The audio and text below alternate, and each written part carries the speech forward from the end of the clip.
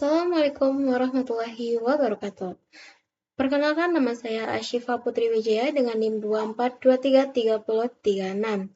Saya akan memberikan tutorial akses dan download undang-undang perpajakan. Salah satu undang-undang yang saya ambil sebagai objek tutorial yaitu tentang Undang-Undang Pajak Penghasilan atau disebut PPh. Selamat menyaksikan.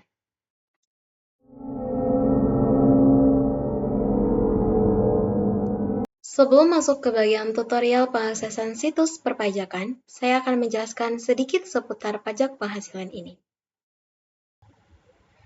Yang pertama, saya akan menjelaskan fungsi Undang-Undang Pajak Penghasilan atau PPh, di mana fungsinya terdapat sumber penerimaan negara, disebut fungsi budgeter. Fungsi paling mendasar yaitu menghimpun dana dari masyarakat atau wajib pajak melalui pungutan pajak atas penghasilan. Dana ini kemudian digunakan untuk membiayai belanja negara atau pembangunan, pelayanan publik, dan lain-lainnya. Lalu yang kedua, mengatur keseimbangan ekonomi atau fungsi reguleran.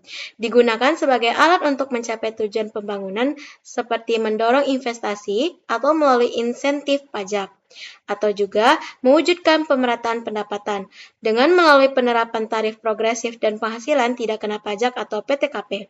Lalu yang ketiga yaitu kepastian hukum, di mana memberikan landasan hukum yang jelas dan pasti mengenai siapa yang wajib membayar, atas penghasilan apa, berapa tarifnya, dan bagaimana tata cara dalam perhitungannya.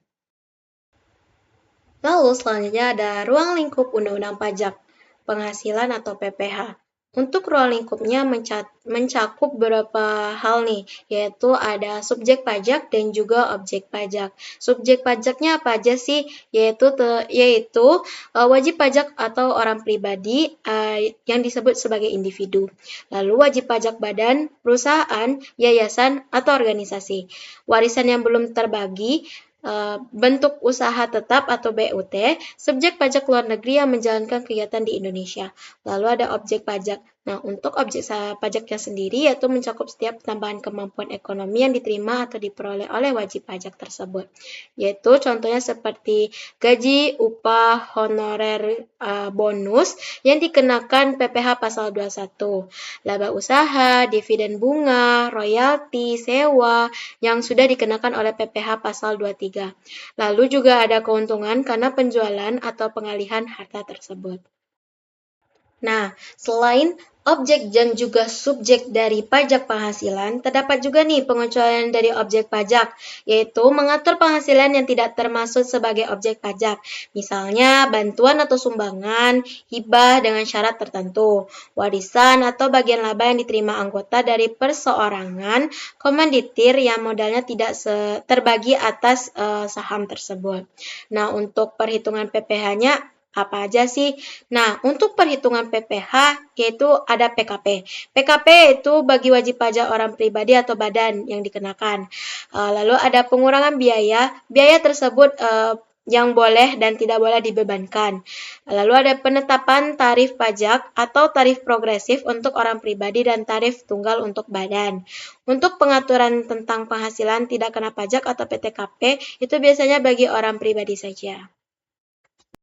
Dan terakhir nih, ada jenis-jenis PPh. Jenis-jenis PPh-nya itu ada PPh pasal 21, di mana pemotongan atas penghasilan sehubung dengan pekerjaan, jasa, dan kegiatan oleh orang pribadi. Nah, biasanya itu ada gaji atau honorarium. Nah, lalu ada PPh pasal 22, di mana pungutan sehubungan dengan pembayaran atas penyerahan barang atau kegiatan impor. Nah, ada juga PPh pasal 23. PPh pasal 23 yaitu pemotongan atas dividen bunga, royalti, dan jasa tertentu. Nah, biasanya ini tuh potongan bunga. Lalu ada PPh final pasal 4 ayat 2, di mana pajak yang pengenaannya selesai pada saat penghasilan diterima, tidak dihitung lagi di akhir tahun. Contohnya ada bunga deposito, hadiah undian. Lalu ada PPh pasal 25. Angsuran PPh dibayar sendiri oleh wajib pajak setiap bulan. Untuk yang terakhir ada PPh pasal 26, yaitu tentang pemotongan PPh atas penghasilan yang diterima wajib pajak luar negeri selain BUT.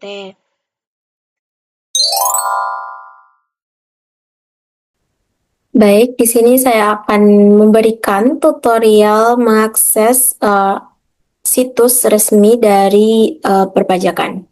Baik, di sini sudah terlihat. uh,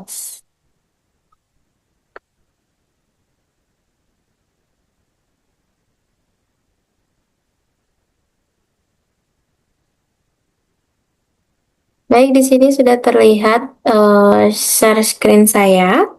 Uh, Pertama, saya menggunakan di bagian Chrome. Saya mencari di bagian Google, yaitu menggunakan situs jd kemenken.go.id. Ini tuh sudah berbasis situs resmi dari perpajakannya langsung. Bisa langsung diketik jdih titik kemenken titik go.id. Lalu kita cari. Nah, untuk situs ini resmi atau tidak, biasanya kalau untuk resmi ada tanda dari Kementerian Keuangan Republik Indonesia dan juga berbasis dokumen hukum. Nah, bagian bawah ada bagian Kementerian Keuangan Republik, lalu juga terdapat Hak Cipta Republik. Lalu ini adalah situs JDIH bulat nomor sekian-sekian. Saya akan mencari Undang-Undang Perpajakan Pajak Penghasilan. Pertama, bagian atas, kiri atas, di samping logo Kementerian Keuangan Republik Indonesia, terdapat situs pencarian dan tulisannya terdapat ketik kata kunci, nomor, judul, dan sebagainya untuk melakukan pencarian. Klik. Nah, lalu di sini kita cari tentang Undang Pajak Penghasilan. Sini. Kita enter. Nah, di sini tertampillah menu atau bagian-bagian yang teman-teman cari. Kalau misalnya teman-teman mencari tentang Undang-Undang Pajak Penghasilan, yang akan keluar tentunya pajak penghasilan, undang-undangnya. Jika teman-teman mencari pajak pembangunan, dan teman-teman akan keluar tentunya pajak pembangunan juga. Di sini teman-teman bisa mengentri bagian jenis dokumennya, peraturan menteri. Bisa diklik saja. Nah, nanti di sini akan keluar tentang PMK. Jika teman-teman tidak ingin PMK atau ingin putusan pengadilan, teman-teman tinggal klik tentang putusan pengadilan. Nah, teman-teman bisa memilih jenis dari dokumennya itu berasal dari mana. Kalau aku itu bebas dari mana saja. Dan di sini aku ngambil PMK 37 tahun 2025. Bagian di mana tentang tata cara pemungutan, penyetoran, dan pelaporan pajak penghasilan dipungut. Cara untuk melihat dokumennya, yaitu yang pertama lakukan bagian tengah terdapat pratinjau. Teman-teman bisa ngeklik. Nah, di sini tertampillah bagian dari dokumen, isi dokumennya, di mana teman-teman ingin mencari misalnya tentang perdagangan dalam negeri sebagai yang dimaksud dalam pasal 2 ayat 1, di mana menerima penghasilan menggunakan rekening bank atau rekening keuangan sejenisnya. Nah, itu tuh ada di pasal 5 dan seterusnya.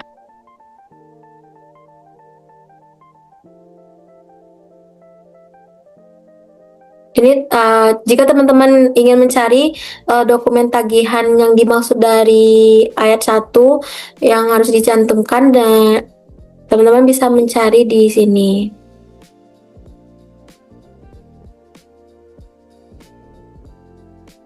Selanjutnya, cara mendownload dokumen ini bagaimana caranya?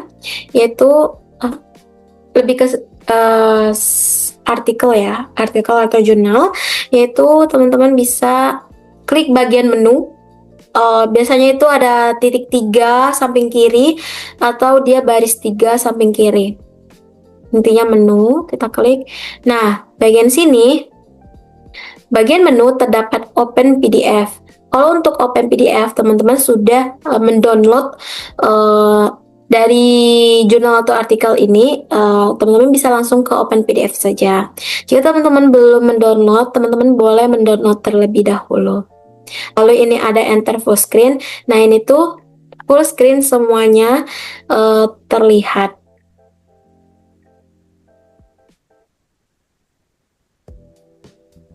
Baik, kembali lagi.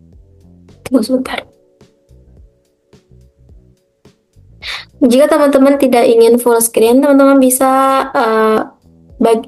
exit full screen. Kan kembali seperti semula. Lalu di sini ada screenshot. Misalnya teman-teman ingin mendokumentasi situs resmi yang teman-teman temui, takut menghilang, teman-teman bisa klik screenshot. Jika teman-teman ingin ngeprint, teman-teman bisa langsung print saja tanpa di-download terlebih dahulu. Aku ingin mendownload. Pertama kita download dulu. Tunggu sebentar. Nah, ini sudah terdownload langsung bagian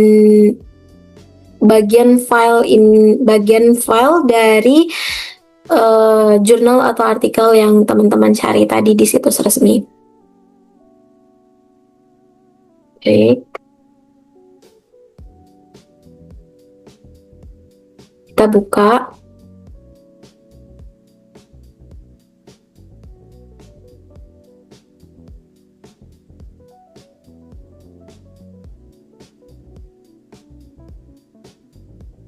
Nah, kita buka bagian yang ini. Izin men-share bagian pendownloadan. Nah, di sini teman-teman sudah mendownload bagian artikel atau jurnal dari situs resmi tadi.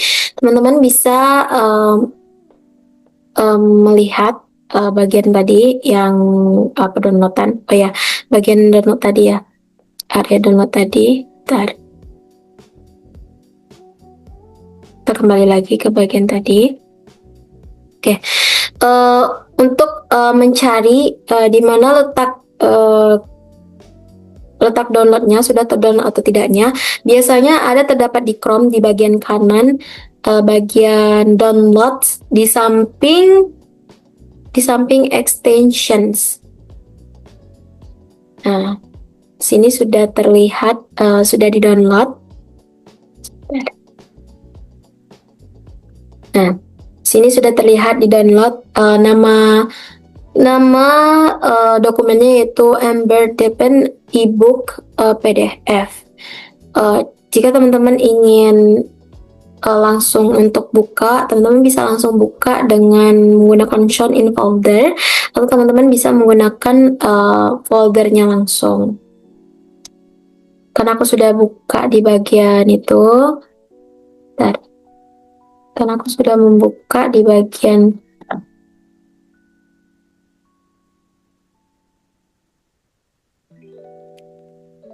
karena aku tadi sudah membuka di bagian folder langsung. Ini tinggal kita cari nama dari dokumen yang sudah di-download tadi. Jika menggunakan show in folder, dia akan langsung tertuju ke bagian di mana letak penyimpanan dari dokumen yang teman-teman sudah download tadi. Kita klik 2 kali. Nah, sudah, ini adalah dokumen yang sudah kita download tadi, dan sudah saya jelaskan tata caranya.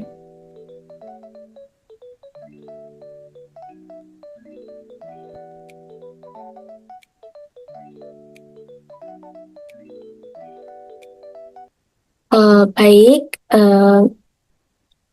Saya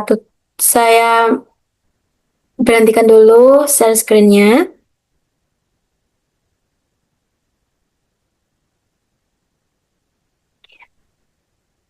Nah, dari penjelasan saya seputar tentang tutorial cara mencari situs website atau dokumen tentang Undang-Undang Pajak Penghasilan. Yang terakhir, setelah saya menjelaskan seputar tentang tutorial dalam mengakses situs dan juga mendownload situs pencarian tentang Undang-Undang Pajak Penghasilan, saya akan menjelaskan manfaat memahami sumber regulasi resmi bagi mahasiswa manajemen pajak, yaitu tentunya terdapat dari dasar hukum yang kuat nih, di mana pemahaman ini memastikan mahasiswa memiliki dasar pengetahuan hukum yang sah dan mengenai kewajiban hak perpajakan. Ini adalah fondasi untuk menafsirkan di mana peraturan dan menghindari dari kesalahan yang dapat berujung pada sanksi tersebut. Nah, tentunya selanjutnya terdapat akurasi perhitungan dan kepatuhan. Di sini kita akan melihat nih uh, insting mahasiswa dalam memperhitungkan pajak, di mana tentunya harus bersistem akurat dan sesuai dengan ketentuan yang terbaru, sehingga menjamin kepatuhan dari pajak kepada klien atau organisasi untuk di masa depan. Lalu, ada juga untuk kemampuan analisis dan pemecahan masalah. Regulasi pajak seringkali tentunya sering kompleks nih. Isi-isi dari sumbernya lebih resmi dan tentunya melatih mahasiswa untuk menganalisis seputar studi kasus tentang perpajakan secara mendalam dan juga mengidentifikasikan ketentuan yang tentunya relevan, merumuskan solusi dan strategi perencanaan pajak yang tentunya berbasis legal dan efisien. Lalu yang terakhir yaitu kredibilitas profesional. Seorang profesional pajak harus selalu bekerja berdasarkan peraturan yang berlaku. Pemahaman ini meningkatkan kredibilitas mahasiswa sebagai calon praktis yang akan menjadi saran dari perpajakan. Nah, tentunya harus bersikap bertanggung jawab secara hukum uh, dan sesuai dengan hukum undang-undang yang terbaru. Sekian video tutorial saya dan penjelasan tentang pajak penghasilan. Uh, Mohon maaf apabila ada kesalahan. Saya pamit undur diri. Wassalamualaikum warahmatullahi wabarakatuh.